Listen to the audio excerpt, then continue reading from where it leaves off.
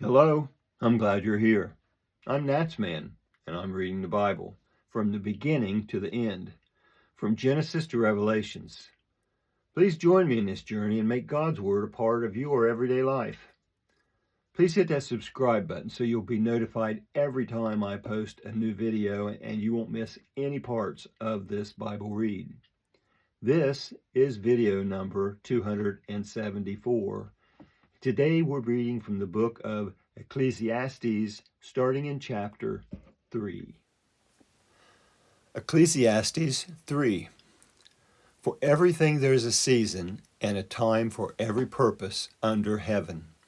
A time to be born and a time to die, a time to plant and a time to pluck up that which is planted. A time to kill and a time to heal, a time to break down and a time to build up.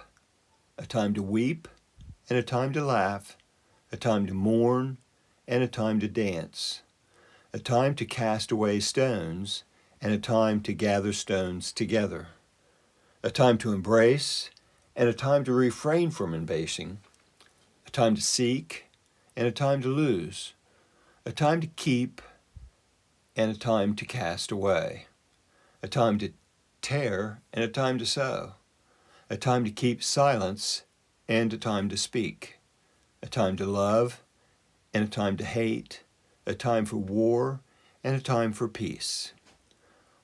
What profit has he who works in that in which he labors? I have seen the burden which God has given to the sons of men to be afflicted with. He has made everything beautiful in its time. He has also set eternity in their hearts, yet so that man can't find out the work that God has done from the beginning even to the end. I know that there is nothing better for them than to rejoice and to do good as long as they live.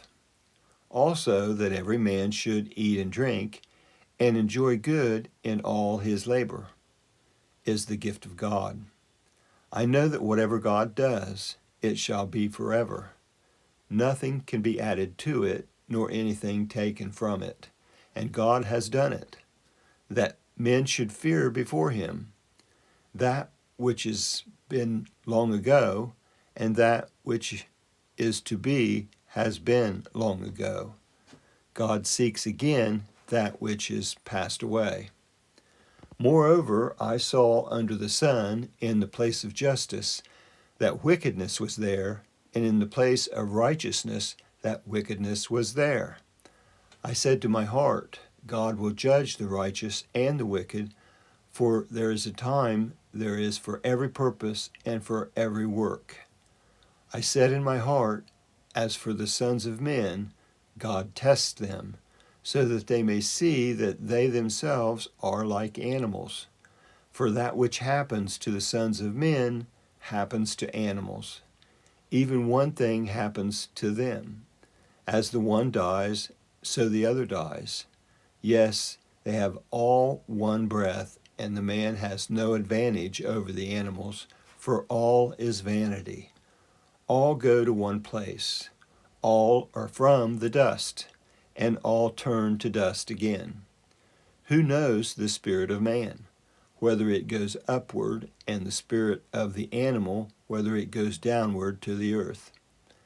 Therefore, I saw that there is nothing better than that a man should rejoice in his works, for that is his portion.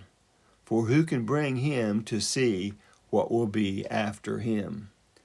That is chapter 3. Now, Ecclesiastes 4. Then I returned and saw all the oppressions that are done under the sun, and behold, the tears of those who were oppressed, and they had no comforter. And on the side of their oppressors there was power, but they had no comforter. Therefore I praised the dead who had been long dead more than the living who are yet alive. Yes, better than them both is him who has not yet been, who has not seen the evil work that is done under the sun. Then I saw all the labor and achievement that is the envy of a man's neighbor. This also is vanity and a striving after wind. The fool folds his hands together and ruins himself. Better is a handful with quietness than 2 handfuls with labor and chasing after wind. Then I returned and saw vanity under the sun. There is one who is alone, and he has neither son nor brother. There is no end to all of his labor, neither are his eyes satisfied with wealth. For whom then do I labor and deprive my soul of enjoyment? This also is vanity. Yes, it is a miserable business. 2 are better than 1 because they have a good reward for their labor. For if they fall, the one will lift up his fellow, but woe to him who is alone when he falls and doesn't have another to lift him up. Again, if 2 lie together, then they have warmth. But how can one keep warm alone?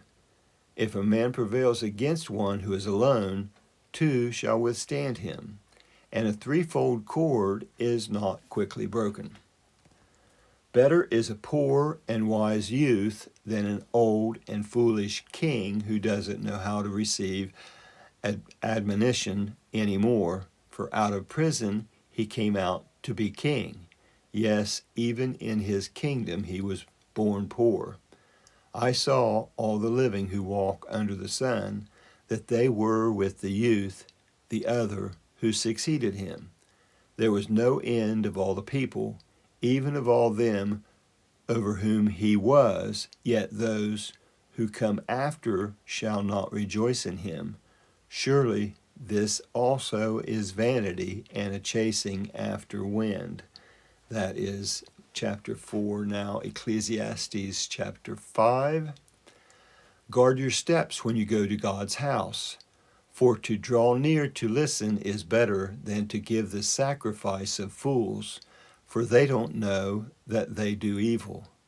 Don't be rash with your mouth, and don't let your heart be hasty to utter anything before God, for God is in heaven and you on earth. Therefore let your words be few, for as a dream comes with a multitude of cares, so a fool's speech with a multitude of words. When you vow a vow to God, don't defer to pay it, for he has no pleasure in fools. Pay that which you vow. It is better that you should not vow than that you should vow and not pay. Don't allow your mouth to lead you into sin.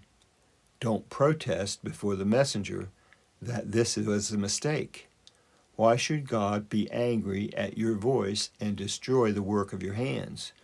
For in the multitude of dreams there are vanities as well as many words, but you must fear God.